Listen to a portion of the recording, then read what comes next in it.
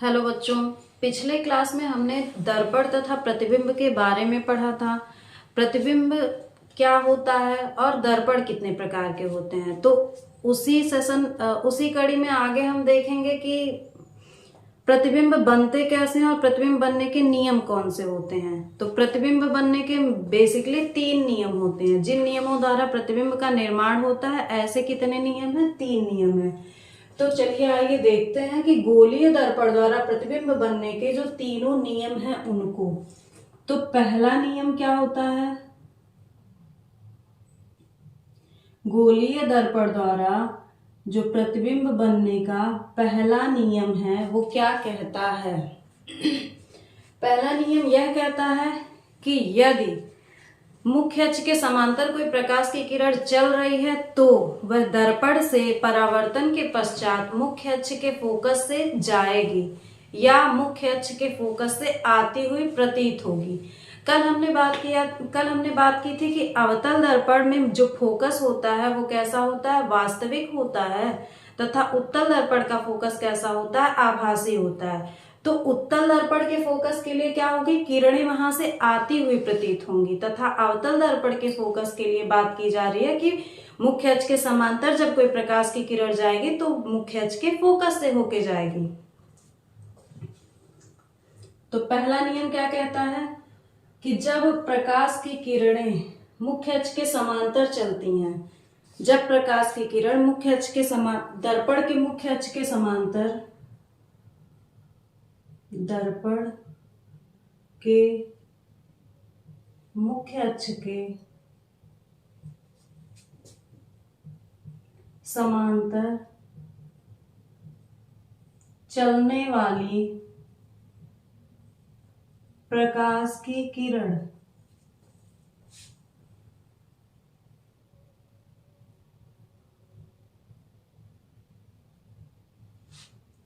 परावर्तन के पश्चात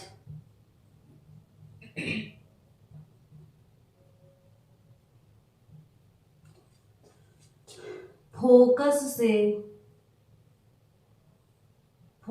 से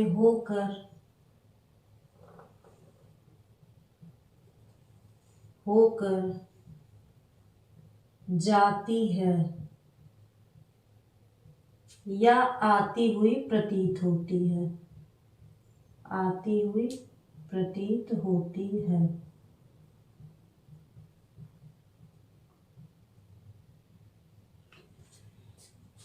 यानी कि अगर कोई अवतल दर्पण होगा, अवतल दर्पण के बारे में कल हम लोगों ने चर्चा की थी कि अवतल दर्पण क्या होता है? यह किसी कटे हुए खोखले गोले का भाग होता है जिसके एक बाहरी भाग पे हम लोग चांदी की कलई करते हैं, तो उसका भीतरी जो भाग होता है वो कैसा बन जाता है? परावर्तक पृष्ठ बन जाता है। इस प्रकार का जो निकाय होता है वो क्या कहलाता है?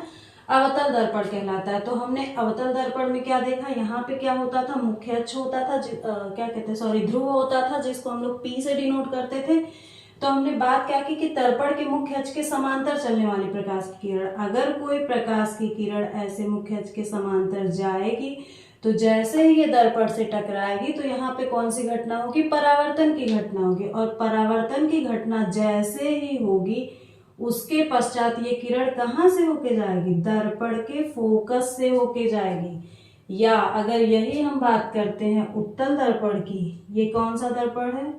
अवतल। अगर बात हम करते हैं उत्तल दर्पण में, तो उत्तल दर्पण में क्या होता है?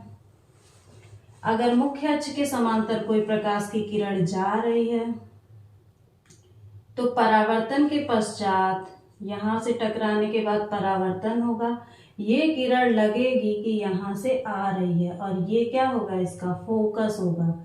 यहाँ पे क्या था? ध्रुव था। ये कौन सा दर्पण है? उत्तल दर्पण है। तो हमने क्या देखा? दर्पण के मुख्य अक्ष के समांतर चलने वाली प्रकाश की किरण परावर्तन के पश्चात फोकस से होके जाती है। अवतल दर्पण में फोकस से होकर जाएगी। क्यों? क्योंकि अवतल दर्पण का जो फोकस होता है वो कैसा होता है? वास्तविक होता है, जबकि उत्तल दर्पण का फोकस कैसा होगा? आभासी होगा। इसलिए हमको लगेगा कि यहां से कोई किरण आ रही है। ठीक है, तो ये पहला नियम होता है। उसके बाद देखते हैं दूसरा नियम।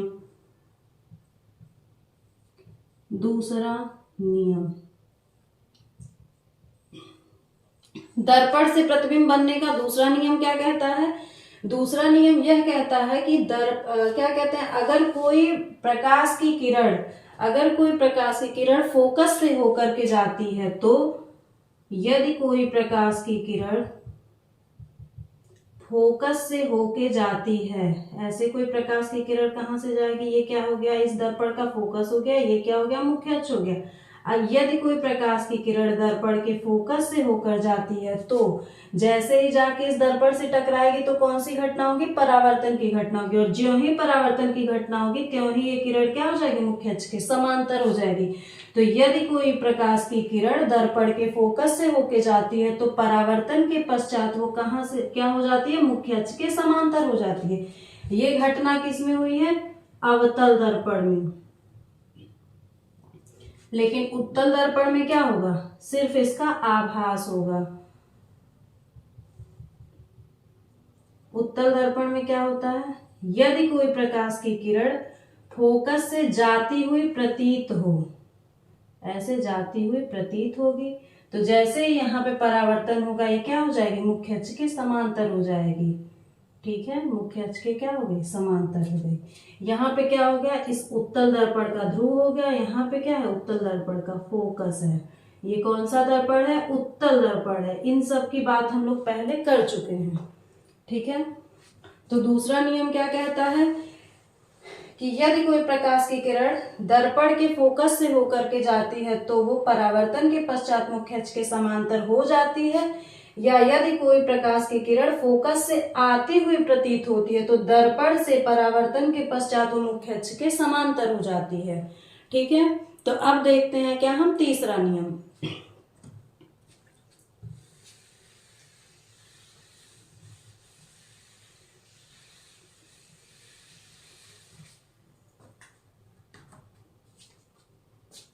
तीसरा नियम, गोलीय दर्पण से प्रतिबिंब बनने का जो तीसरा नियम है वह क्या कहता है?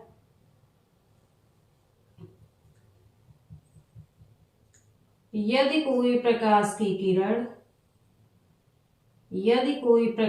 किरण दर्पण के वक्रता केंद्र से होकर के जाती है तो, यदि कोई प्रकाश की किरण दर्पण के वक्रता केंद्र से होकर जाती है तो वह पुनः उसी मार्ग में लौट जाएगी। यानी कि अगर ये किरण वक्रता केंद्र से जाती है तो ज्यों ही यहाँ पे परावर्तन की घटना होगी ये तुरंत पुनः अपने मार्ग से वापस लौट जाएगी, यानी जिस रास्ते आए थे उसी रास्ते चली जाएगी। ठीक है, ये घटना किस में होगी? अवतल दर्पण में होगी, क्योंकि अवतल दर्पण में चीजें क्या होती हैं? वास्तविक होती हैं।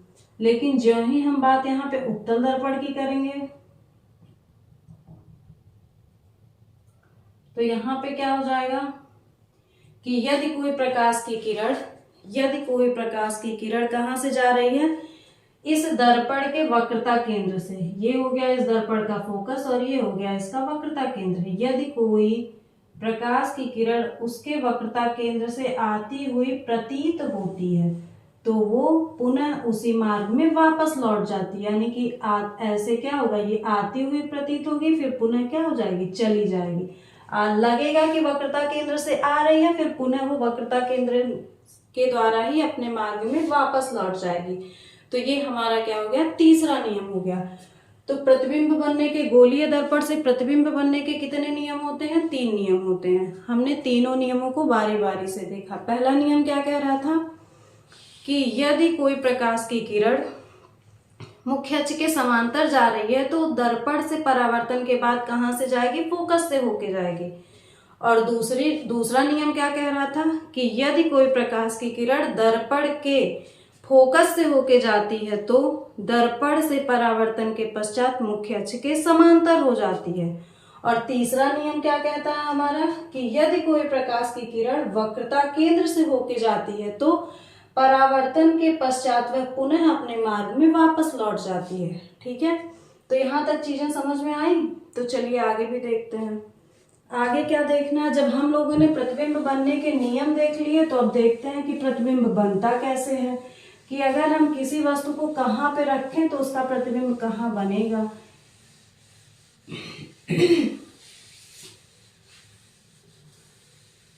तो क्या देखना है हमको, गोलीय दर्पण से प्रतिबिंबों का बनना। गोलीय दर्पण से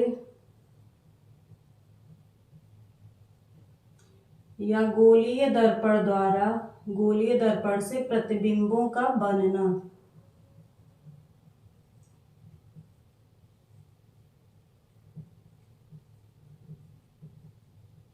और इस गोलीय दर्पण में भी हम सबसे पहले किस दर्पण के द्वारा प्रतिबिंबों का बनना देखेंगे, अवतल दर्पण के द्वारा।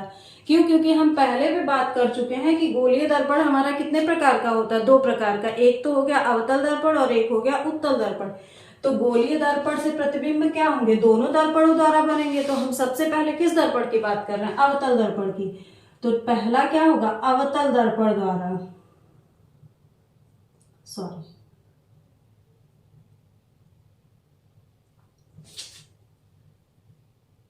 अवतल दर्पण द्वारा, मतलब अवतल दर्पण द्वारा प्रतिबिंब किन किन स्थितियों में बनता है और वस्तु कहाँ पे होगा तो उसका प्रतिबिंब कहाँ पे हमको प्राप्त होगा। ठीक है, तो चलिए आइए इसको फिगर के माध्यम से देखते हैं। इसमें कई कंडीशंस होते हैं, अवतल दर्पण से प्रतिबिंब बनने के कई कंडीशन होते हैं। ठीक है, तो इसमें अलग अलग स्थितियां हैं, तो हम देखते हैं। अवतल दर्पण द्वारा प्रतिबिंब बनने का जो पहली कंडीशन है वो क्या कह रहा है कि जब वस्तु हमारा कहाँ पे हो, अनंत पे हो। तो कंडीशन नंबर 1, कंडीशन फर्स्ट, जब वस्तु अनंत पर हो।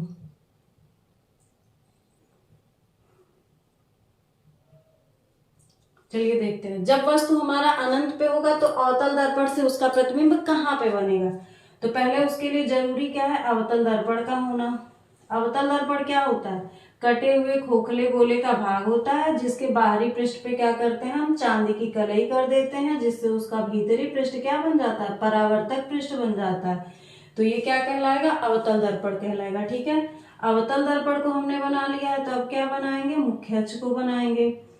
इस दर्पण के क्या होता है, मध्य बिंदु को हम लोग क्या कहते हैं, मध्य बिंदु को मिलाती हुई एक रेखा खींचे तो मुख्य अक्ष होता है। फिर इसका यहाँ पे क्या हो जाएगा, ध्रुव हो जाएगा। फिर ध्रुव से यहाँ पे क्या हो जाएगा, फोकस, और यहाँ पे क्या हो जाएगा, हमारा वक्रता केंद्र। एक चीज हमेशा ध्यान रखिएगा कि ध्रुव से जितनी दूरी पे फोकस होता है, फोकस से उतनी ही दूरी पे क्या होना चाहिए, वक्रता केंद्र, तभी फिगर सही बनेगा और प्रतिबिंब भी तभी सही बन पाएगा। तो हमने क्या लिया कि जब वस्तु अनंत पे हो, तो जब वस्तु अनंत पे है यानी हमको पता नहीं है कि कहाँ पे है। तो मान लीजिए यहाँ पे कोई वस्तु है, इस वस्तु का नाम क्या हो गया, ए और बी। ए बी कोई वस्तु है, ठीक है। अब इस ए बी वस्तु से प्रकाश की किरणें चलेंगी, ठीक है। ए बी कोई वस्तु हो गया, यहां से प्रकाश की किरणें चलेंगी। तो अभी हमने प्रतिबिंब बनने के 3 नियमों को देखा, उनमें से किन्हीं 2 को हम फॉलो करेंगे।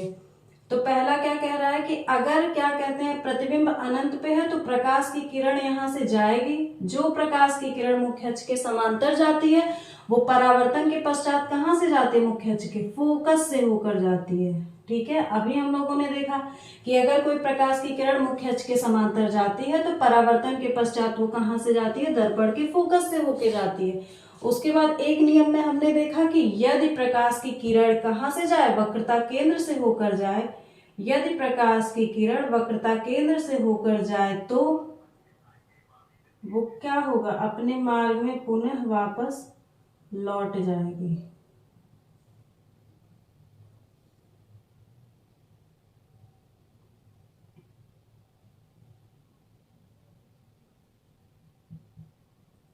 तो प्रतिबिंब हमारा कहाँ पे बनता है, फोकस पे ही बनता है, ठीक है। ये वक्रता केंद्र से जो गई है, ऐसे सीधा लेके जाएंगे ना, वक्रता केंद्र से जाने वाली प्रकाश की किरण क्या होगी, पुनः उसी मार्ग में वापस लौट जाएगी, उसी मार्ग में वापस लौट जाएगी, जिस रास्ते वो आई थी उसी रास्ते चली जाएगी। और जो किरण मुख्य अक्ष के समांतर जाएगी वो कहाँ से जाएगी, फोकस से जाएगी, ठीक है, फोकस से जाती है। तो जहां पे ये दोनों रेखाएं आपस में काटती हैं वहीं पे हमारा बनता है प्रतिबिंब। प्रतिबिंब का नाम क्या हो जाएगा, ये बी है तो यहाँ पे क्या बनेगा, बी डैश और ए डैश।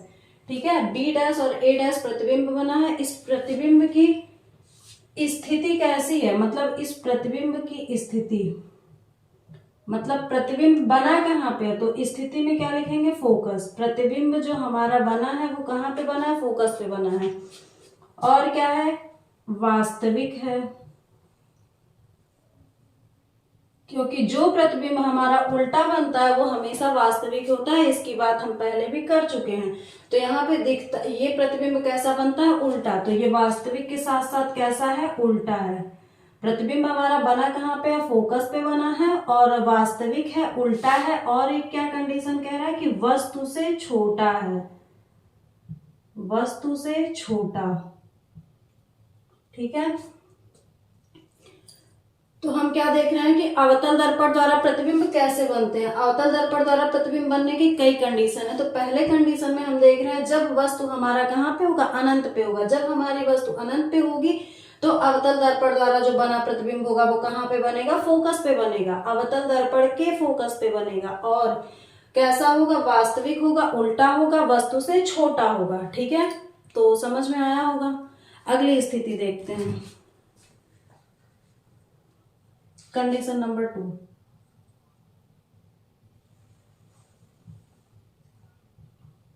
अगली स्थिति में क्या कहेगा कि जब वस्तु कहाँ पे हो, अनंत तथा वक्रता केंद्र के बीच में हो। जब वस्तु अनंत तथा वक्रता केंद्र के बीच में हो,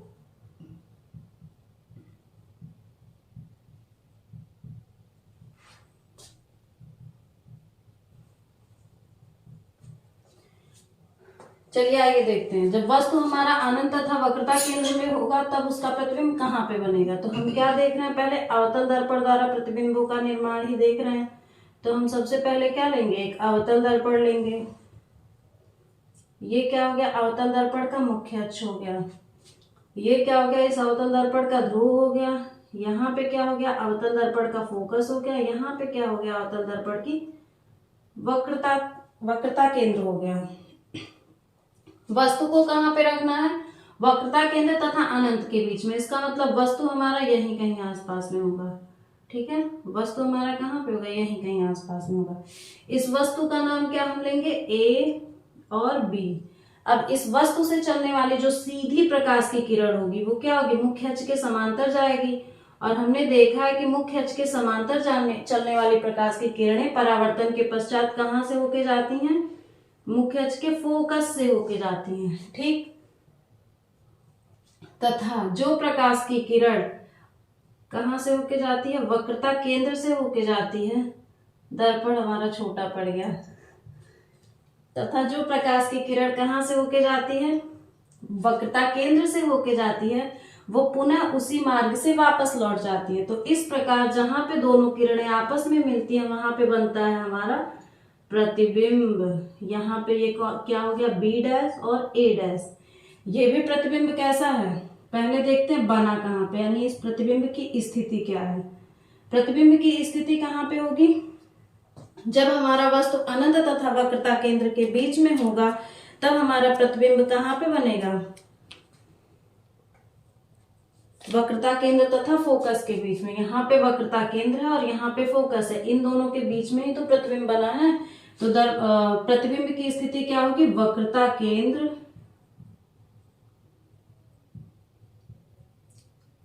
तथा फोकस के मध्य। प्रतिबिंब की स्थिति क्या होगी, वक्रता केंद्र तथा फोकस के मध्य। तथा ये प्रतिबिंब का क्या आकार देखते हैं, तो आकार क्या है इसका, वस्तु से छोटा होगा, वस्तु से छोटा होगा और वास्तविक होगा। और अगर कोई प्रतिबिंब वास्तविक है तो इसका मतलब वो क्या होगा, उल्टा होगा। ठीक है, तो जब वस्तु हमारा अनंत तथा वक्रता केंद्र के बीच में होता है तब जो प्रतिबिंब की स्थिति होती है वो कहाँ पे बनती है, वक्रता केंद्र तथा फोकस के मध्य में, ठीक है। और ये भी प्रतिबिंब कैसा होगा, वस्तु से छोटा होगा, वास्तविक होगा तथा क्या होगा, उल्टा होगा, ठीक है। अब उसके बाद देखते हैं अगला कंडीशन।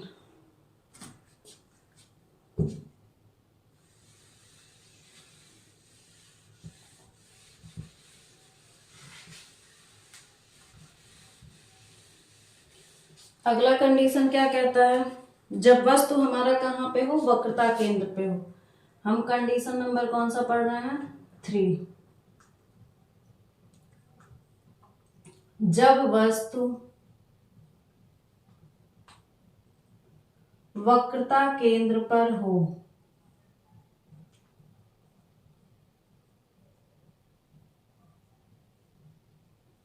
यदि हमारी वस्तु अब कहाँ पे है, वक्रता केंद्र पे है,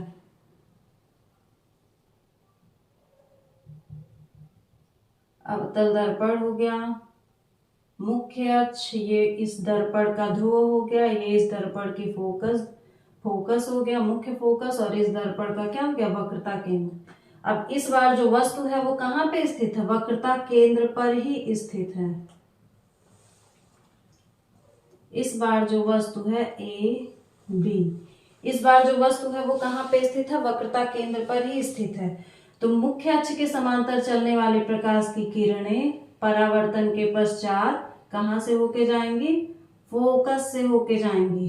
तथा दूसरे नियम में हमने पढ़ा था क्या, कि यदि प्रकाश की किरणें फोकस से होकर के जाएं तो परावर्तन के पश्चात क्या होता है, मुख्य अक्ष के समांतर हो जाती हैं। इस स्थिति में फोकस तो वैसे वक्रता केंद्र पर ही बनता है,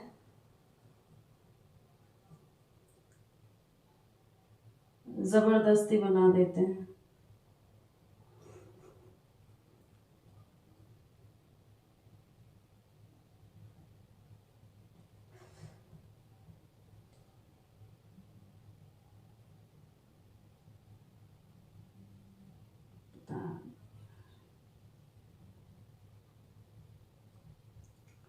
ए बी और बी डैश और ए डैश, ठीक है। ये ऐसे गए किरण इधर से और ऐसे समांतर हो गए, ठीक है। तो जब वस्तु कहाँ पे होगा, वक्रता केंद्र पे होगा, तो इसकी स्थिति देख लेते हैं कि प्रतिबिंब की स्थिति क्या होगी। मतलब जब वस्तु की स्थिति क्या हो, वक्रता केंद्र, तो प्रतिबिंब की स्थिति कहाँ पे होगी, वक्रता केंद्र ही होगी। यानी कि प्रतिबिंब हमारा कहाँ पे बनेगा, वक्रता केंद्र पे बनेगा। और इस प्रतिबिंब की क्वालिटी क्या होगी, नेचर क्या होगा, कि ये वस्तु के आकार का होगा।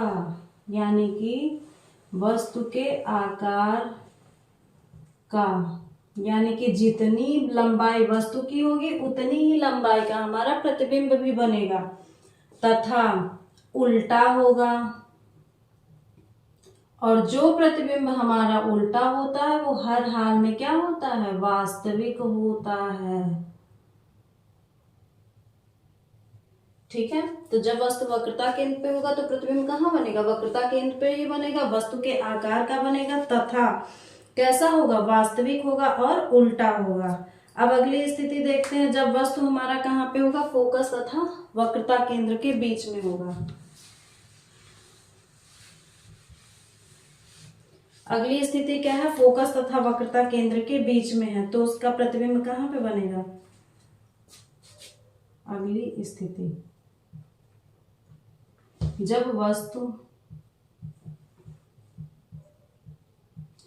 फोकस तथा वक्रता केंद्र के बीच में हो,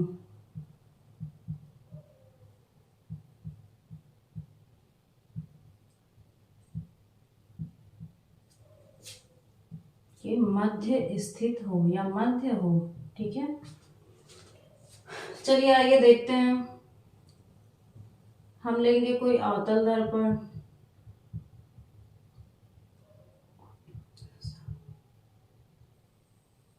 ये क्या हो गया, दर्पण का ध्रुव हो गया, ये क्या हो गया, दर्पण का फोकस हो गया, ये क्या हो गया, दर्पण का वक्रता केंद्र हो गया। इस बार हमको कहाँ पे रखना है वस्तु को, फोकस तथा वक्रता केंद्र के बीच में, यानी फोकस तथा वक्रता केंद्र के बीच में क्या होगा हमारा, वस्तु होगा।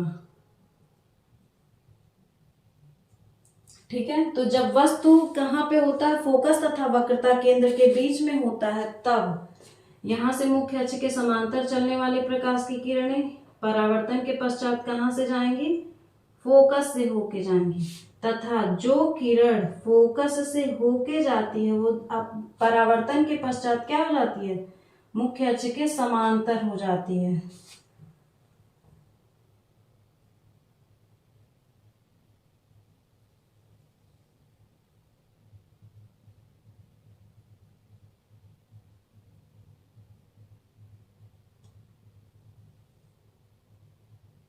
कुछ तो कहीं पे गलत हो रहा है।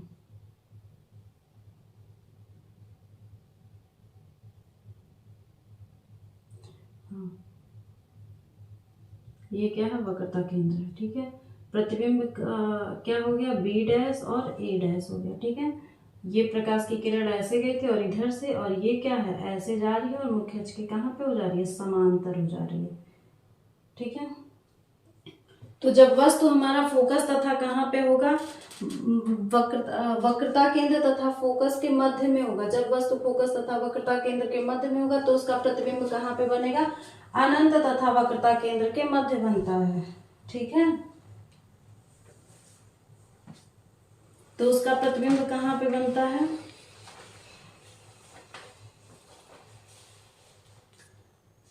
अनंत तथा वक्रता केंद्र के बीच बनता है। जब इसको आप लोग नाप के बनाएंगे तो सही बनेगा, कुछ तो गड़बड़ हो रहा है, देखते हैं।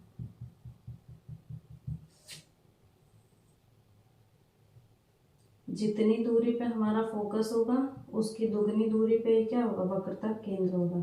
और वस्तु को कहाँ पे रखना है, फोकस तथा वक्रता केंद्र के बीच में, यानी एकदम सेंटर में रखना है। यहाँ से गया वस्तु, फोकस से जाएगा, फोकस से जाने वाली प्रकाश की किरणें कहाँ पे हो जाएंगी, मुख्य अक्ष के समांतर हो जाएंगी।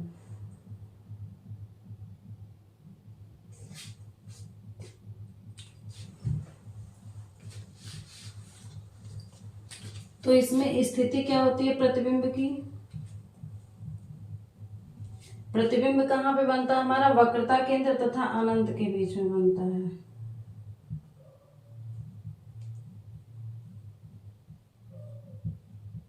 अनंत तथा वक्रता केंद्र के मध्य प्रतिबिंब बनता है। और प्रतिबिंब क्या होता है, उल्टा होता है। जब उल्टा है तो वास्तविक होगा, और वास्तविक होने के साथ साथ क्या होता है, वस्तु से बड़ा होता है, वस्तु से बड़ा होता है। ठीक है, तो जब वस्तु कहाँ पे होगा, फोकस तथा वक्रता केंद्र के मध्य होता है, तो उसका प्रतिबिंब कहाँ बनता है, अनंत तथा वक्रता केंद्र के बीच में बनता है, उल्टा बनता है, वास्तविक बनता है तथा वस्तु से बड़ा बनता है। ठीक है, उसके बाद देखते हैं अगली कंडीशन।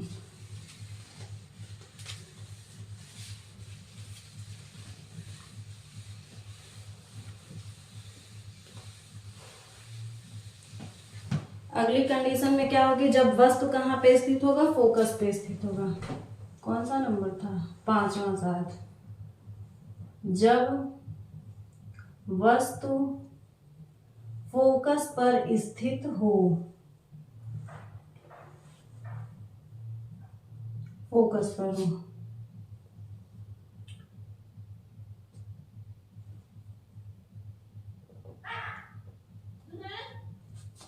वस्तु हमारा इस बार कहाँ पे रहेगा, फोकस पे रहेगा। ये ध्रुव हो गया, थोड़ा दूर बनाते हैं इस बार। यहाँ पे फोकस हो गया और यहाँ पे क्या हो गया, वक्रता केंद्र हो गया। इस बार वस्तु को हमको कहाँ पे रखना है, फोकस पर ही रखना है। तो मुख्य अक्ष के समांतर चलने वाली प्रकाश की किरणें परावर्तन के पश्चात फोकस से होकर के जाती हैं। ठीक, तथा यदि कोई प्रकाश की किरण वक्रता केंद्र से होकर जाती है तो, यदि कोई प्रकाश की किरण वक्रता केंद्र से होकर जाती है तो वो पुनः उसी मार्ग में, मतलब ऐसे आएगी, तो फिर यहाँ पे आने के बाद पुनः उसी मार्ग में वापस लौट जाती है, ठीक है। तथा यदि कोई प्रकाश की किरण प्रवक्ता केंद्र से आती है तो पुनः अपने मार्ग में वापस लौट जाती है। तथा मुख्य अक्ष के समांतर चलने वाली प्रकाश की किरणें कहाँ से जाती हैं? फोकस पे होके जाती है। तो देखिए आगे अगर हम इन किरणों को बढ़ाएं तो ये किरणें आपस में कहीं मिलेंगी नहीं, ठीक है, फैलती ही जा रही हैं। अगर हम इनको सीधा बनाएंगे तो एकदम से क्लियर हो जाएगा कि ये किरणें आपस में क्या हो रही हैं? फैलती जा रही हैं। तो जिस कारण से हम क्या कह सकते हैं कि इनका प्रतिबिंब यानी प्रतिबिंब की स्थिति क्या होगी? अनंत। यानी कि इसका प्रतिबिंब कहाँ पे बनेगा? अनंत पे। क्यों? क्योंकि यहां से दोनों किरणें आपस में फैलती जा रही हैं, जो कि मिलने की संभावना यहाँ पे तो नहीं है। तो जब यहाँ पे नहीं है तो ये बनेंगी कहाँ पे? अनंत पे बनेंगी। तो अवतल दर्पण में अगर कोई वस्तु हम फोकस पे रखेंगे तो उसका प्रतिबिंब कहाँ पे बनेगा? अनंत पे बनेगा। और ये प्रतिबिंब होगा कैसा? वस्तु से बहुत बड़ा होगा, ठीक है, वस्तु से बहुत बड़ा होगा। लेकिन ये भी कैसा होगा? उल्टा होगा। और जो उल्टा होगा वो क्या होगा? हर हाल में वास्तविक ही होगा, ठीक है। तो जब वस्तु कहाँ पे होता है? फोकस पे होता है, तो उसका प्रतिबिंब कहाँ पे बनता है? अनंत पे बनता है। वस्तु से बहुत बड़ा बनता है, उल्टा बनता है, तथा कैसा होता है? वास्तविक होता है, ठीक है। उसके बाद देखते हैं हम लोग अगली कंडीशन।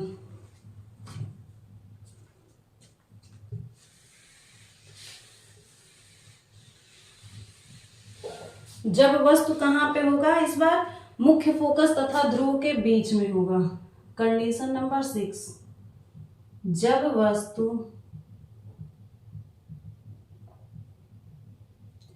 मुख्य फोकस तथा ध्रुव के मध्य में हो,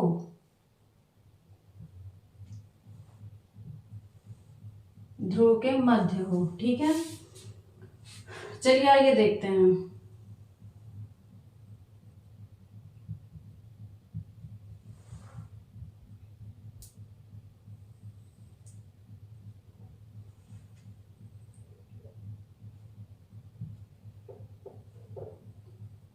इस बार वस्तु को हम कहाँ पे रखेंगे? फोकस तथा ध्रुव के मध्य में रखेंगे, ठीक है। इस बार वस्तु को हम कहाँ पे रखेंगे? फोकस, ये फोकस हो गया और ये ध्रुव हो गया, इसके बीच में कहीं पे रख देते हैं, ठीक है। तो जब फोकस तथा ध्रुव के मध्य में रखेंगे तो मुख्य अक्ष के समांतर चलने वाली प्रकाश की किरणें परावर्तन के पश्चात कहाँ से होके जाएंगी? फोकस से होके जाएंगी, ठीक है। तथा यदि कोई प्रकाश की किरण कहाँ से जाती है? वक्रता केंद्र से होके जाती है, तो ये पुनः अपने मार्ग में वापस लौट जाएगी। यानी कि जो किरण इधर आई थी वो क्या हो जाएगी? लौट जाएगी, वापस ही लौट जाती है। तो इन किरणों को हम कहाँ बढ़ाते हैं? पीछे। और इधर से इस किरण को,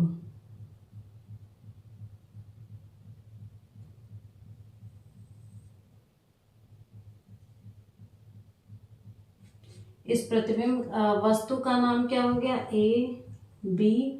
और इस प्रतिबिंब का नाम क्या हो गया? ए डैश बी डैश, ठीक है। तो जब वस्तु मुख्य फोकस तथा ध्रुव के बीच में होती है तब जो प्रतिबिंब होता है वो कहाँ पे बनता है?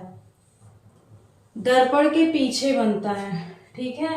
वस्तु का प्रतिबिंब कहाँ पे बनता है? दर्पण के पीछे बनता है। और जो दर्पण के पीछे बना प्रतिबिंब है वो कहाँ पे बनेगा? मुख्य दर्पण के पीछे बना प्रतिबिंब सीधा है तो ये कैसा होगा? आभासी होगा, क्योंकि हमने कल भी डिस्कस किया था कि जो प्रतिबिंब आभासी होता है वो सीधा होता है। तो इस प्रतिबिंब की स्थिति कैसी होगी? ये प्रतिबिंब कहाँ पे बना है? दर्पण के पीछे बना है। दिख ही रहा है कि वस्तु से कैसा है? बड़ा है। तो क्या होगा? वस्तु से बड़ा होगा। वस्तु से बड़ा है और सीधा भी है। और जो प्रतिबिंब सीधा होता है वो होता कैसा है? आभासी प्रतिबिंब होता है, ठीक है। तो अवतल दर्पण में हमने कितनी स्थितियों को बताया? 6 स्थितियों को, जिनमें से सिर्फ एक स्थिति क्या है? एक स्थिति ही ऐसी आती है कि जब हमारा कैसा प्रतिबिंब बनता है? सीधा और आभासी प्रतिबिंब बनता है। वो कौन सी स्थिति होगी? जब वस्तु हमारा मुख्य फोकस तथा ध्रुव के मध्य में होगा, तभी क्या होगा? हमारा प्रतिबिंब सीधा बनेगा और कैसा होगा, आभासी। बाकी जो हमने पांचों स्थितियों को देखा है, हर स्थिति में वस्तु हमारा कैसा बना है, वास्तविक बना है, तथा कैसा बना है, उल्टा बना है, जो प्रतिबिंब था। ठीक है, तो समझ में आया होगा, उम्मीद करते हैं। उसके बाद में हम क्या देखते हैं, अवतल दर्पण के उपयोग। ठीक है,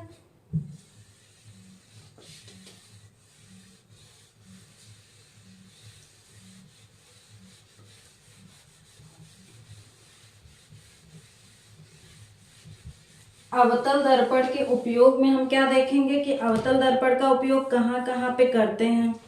ये पूछा भी जाता है एग्जाम में, यहाँ तक कि कंपटीशन एग्जाम में भी पूछा जाता है कि अवतल दर्पण का उपयोग, 4 ऑप्शन दे देगा, पूछेगा कि अवतल दर्पण का उपयोग होता है, फिर 4 ऑप्शन में से आप लोग क्या करेंगे, सही ऑप्शन को सेलेक्ट करेंगे। अवतल दर्पण का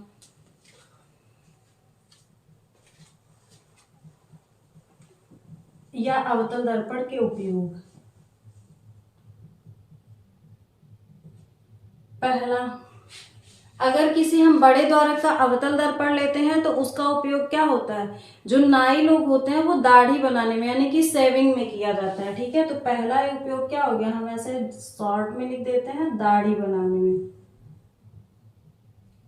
यानी कि बड़े जो द्वारक का यदि कोई अवतल दर्पण है तो उसका उपयोग हम किस में कर सकते हैं, सेविंग में करते हैं। ठीक है, और अगला उपयोग क्या हो गया, दाढ़ी बनाने में हो गया, जो आंख नाक कान के डॉक्टर होते हैं। ठीक है, आंख, जो आंखों का चेकअप करते हैं, हमारे आंख नाक कान तथा गले के जो डॉक्टर होते हैं। ठीक है,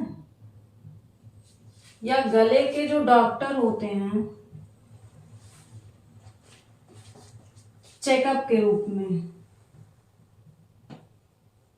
चेकअप में अवतल दर्पण का उपयोग जो आंख नाक कान और गले के डॉक्टर होते हैं वो चेकअप के रूप में करते हैं। चेकअप करने का मतलब क्या है कि अवतल दर्पण द्वारा प्रकाश की किरणों को परावर्तित करके वो क्या करते हैं, हमारे आंख की या गले की या कान की क्या करते हैं, जांच करते हैं। अवतल दर्पण द्वारा किरणों को परावर्तित करने का मतलब क्या होता है, जो अवतल दर्पण होता है वो किस तरह का दर्पण होता है, अपसारी दर्पण होता है। अवतल दर्पण क्या होता है, अभिसारी दर्पण होता है, क्योंकि अवतल लेंस अपसारी होता है। ठीक है, तो अवतल दर्पण क्या होता है, अभिसारी होता है। अभिसारी होने का मतलब क्या होता है कि ये सारी किरणों को लाके एक जगह पे समेट देता है। ऐसे हमारा दर्पण हो गया, सारी किरणों को क्या करेगा, एक जगह पे लाके समेट देगा। ठीक है, तो इसीलिए क्या होता है, आंख नाक कान के डॉक्टर क्या करते हैं, सभी किरणों को परावर्तित करके एक जगह पे मोड़ता है। इसीलिए इसका उपयोग कहाँ पे होता है, इस जगह पे होता है। ठीक है, चेकअप करने में और दाढ़ी बनाने में होता है। और कहाँ पे होता है, टेबल लैंपों के शेड में किया जाता है। अवतल दर्पण का उपयोग कहाँ पे किया जाता है, टेबल लैंप में, टेबल लैंप में किया जाता है। और कहाँ पे किया जाता है, मोटर कार में हो गया, rail engine, motor car, rail engine,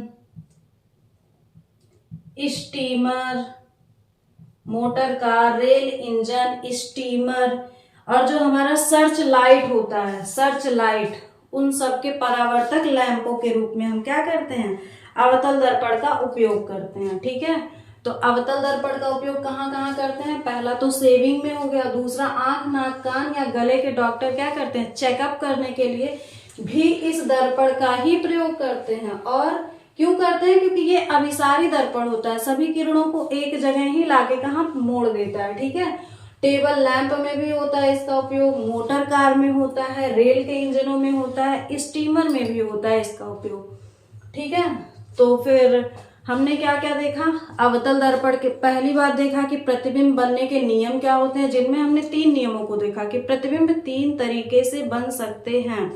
उसके बाद फिर हमने देखा कि अवतल दर्पण से प्रतिबिंब किस तरह बन सकते हैं, तो हमने जिसमें 6 स्थितियों को देखा। अवतल दर्पण से प्रतिबिंब बनने की कितनी स्थितियों को देखा, 6 स्थितियों को। उसके बाद हमने देखा अवतल दर्पण के उपयोग क्या होते हैं। उसके बाद में हम लोग नेक्स्ट सेशन में देखेंगे कि उत्तल दर्पण से प्रतिबिंब के बनने की कितनी स्थितियां होती हैं और कहाँ प्रतिबिंब बनते हैं। ठीक है, तो उम्मीद करते हैं कि आज का वीडियो आप लोगों के समझ में आया होगा। Thank you.